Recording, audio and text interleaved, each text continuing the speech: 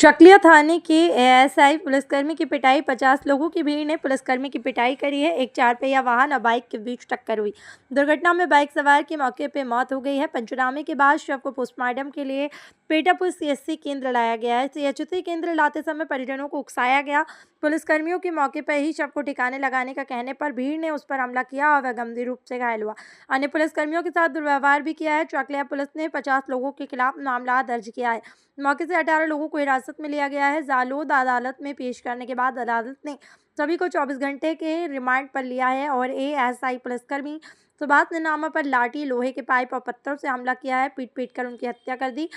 शरीर व चेहरे पर वार करने से पुलिसकर्मी गंभीर रूप से घायल हुए हैं। इन्हें अस्पताल ले जाया गया। इलाज के लिए जालोद के निजी अस्पताल में भर्ती कराया। पुलिस ने अन्य आरोपियों को गिरफ्तार की प्रक्रिया शुरू।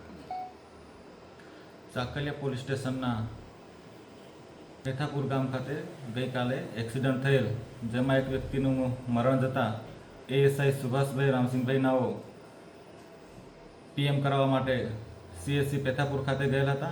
ત્યાં મરણ જનારના કુટુંબીઓ ભેગા થઈ અને સુભાષભાઈને કહેલ કે તમે અમને પૂછ્યા વગર બનાવાળી જગ્યાથી ડેડ બોડી કેમ ઉપાડી અને વાહનો ત્યાંથી કેમ ઉપાડ્યા તેમ કહી તેમની સાથે બોલાચાલી કરી ઝઘડો કરતા સુભાષભાઈને આશરે 50 માણસોનું ટોળું થઈ અને ગળદાપાટોનો માર મારેલ તથા પાઇપ તથા લાકડી વડે માર મારી ઈજા પહોંચાડેલ છે. હાલ સુભાષભાઈ હોસ્પિટલમાં દાખલ છે અને સુભાષભાઈ અમને જાણ કરતાં અમે તાત્કાલિક બનાવાળી જગ્યા પર પહોંચી ગए. ત્યાં 17 થી 18 માણસોને રાઉન્ડ અપ કરી અટક કરેલ છે.